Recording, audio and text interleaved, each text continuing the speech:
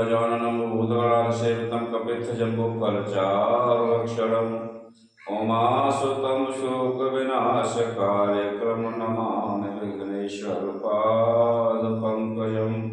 ॐ वक्रतुण्ड महाकाय सूर्यकोटिसमप्रभ निर्विघ्नं कुरु मे देव सर्वकार्येषु सर्वदा। बोलिए गणेश भगवान की जय। आदरणीय सभी श्रोता बंधु, आपने परमात्मा की अमृतमय कथा बहुत सारी श्रवण की होंगी, लेकिन आपने एक तत्व को नहीं जाना कि हम त्रिदेवों की पूजा किया करते हैं, ब्रह्मा विष्णु महेश। जैसे कि आप इस चित्र में देख रहे हो दत्तात्रेय भगवान, ये दत्तात्रेय भगवान माता अनसुईया और अत्रि ऋषि के पुत्र हैं। माता अनसुईया के कथनानुसार, निवेदन के अनुसार, इन्होंने तीनों देवताओं को अपने पुत्र रूप में स्वीकार किया और त्रिदेव ही दत्तात्रेय का रूप धारण करके माता की गोद में आकर के पधारे। अब मेरे प्रिय भक्तजनों,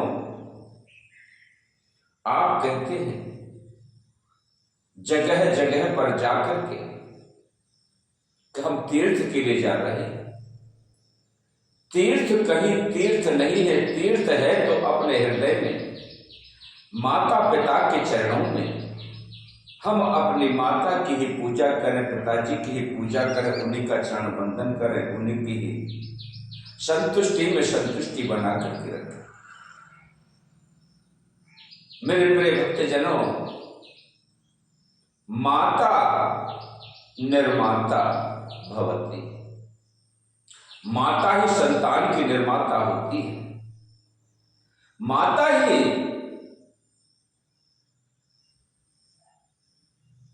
ब्रह्मा बन करके उस पुत्र को पैदा किया करती है और माता ही विष्णु बन करके उसका पालन पोषण क्रियाएं किया करती है और माता ही उसके विषयों को, उसके दुर्गुणों को, उसके अंदर से वासनाओं को, कुविचारों को निकाल करके ही वह महेश का रूप धारण कर लेती है, उसके सभी अवगुणों का विनाश कर देती है। इसलिए हम इन तीनों स्वरूपों को अपनी माता के उस चित्र में ही निहारा करें। यह तीनों देवता माता के स्वरूप में आपके समक्ष विराजमान है। माता को माता नहीं हो सकती, माता तो माता है। कभी भी अपने जीवन में किए हुए कर्मों का जो भी प्रायश्चित है, हम बिना माता के कभी पूर्ण नहीं कर सकते। किसी देवता की पूजा करने के लिए, जाने के लिए कहीं आपको किसी प्रकार का लाभ नहीं मिलेगा। प्रिय बंधु, लाभ नहीं मिलेगा। अगर लाभ लेना है तो माता पिता के हृदय को धैर्य बंधाइए, उनसे आशीर्वाद प्राप्त कीजिए। उनके चरणों में ही स्वर्ग है, उनकी आज्ञा का पालन करना ही आपका धर्म है, कर्तव्य है। आप अपने आप को भूल चुके हो कि यह शरीर किसका है। ये माता पिता का दिया हुआ शरीर है और इसको हम अपने आप को प्रौढ़ अवस्था में पहुंचते ही जब हमारे घर में दुल्हन आ जाती है तो वह ऐसी अध्यापिका आती है कि वह एक रात में ही सारी पट्टियां, सारे ग्रंथों को पढ़ा करके तुम्हें निपुण कर देती है और आप अपने माता पिता की ओर अग्रसर नहीं होते, केवल अपनी गृहिणी के, पत्नी के श्रृंगार के लिए, उसकी खुशी के लिए ही आप जीवित रहते हैं। आप उसको छोड़ करके भी नहीं जा सकते। इसलिए हम अपने कर्तव्य का इस प्रकार से निर्वहन करें कि पत्नी भी प्रसन्न रहे और माता पिता की भी सेवा चलती रहे। अपनी क्रियाएं रोजमर्रा की जो गृहस्थ के धर्म पालन करने के लिए कमाई जाती हैं, उन्हें अपने नित्य नियम के अनुसार करने के लिए भी जाना चाहिए।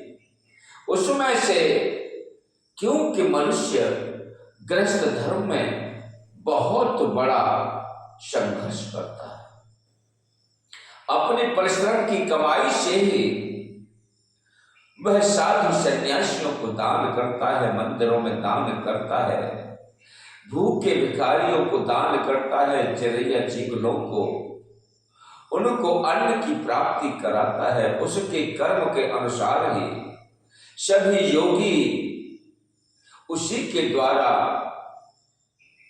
पाले जाते हैं। क्योंकि जब गृहस्थ नहीं होगा तो साधु किसी की नौकरी करने के लिए नहीं जाएगा। वह केवल अपनी तपस्या के बल पर आपको आशीर्वाद प्रदान कर सकता है, लेकिन सारे कर्म तो आपको ही करने पड़ेंगे मेरे प्रिय बंधुओं। इसलिए आप सबको भुला करके सबसे पहले माता पिता के चरणों में समर्पित हों, उनका आशीर्वाद प्राप्त करें। उसी में आपका स्वर्ग है।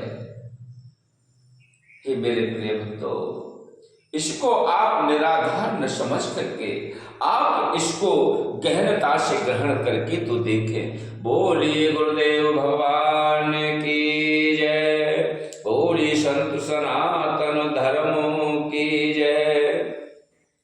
प्रिय बंधु, हमारे चैनल को सब्सक्राइब करें, वीडियो को लाइक करें, दूसरे प्रियजनों को शेयर करें।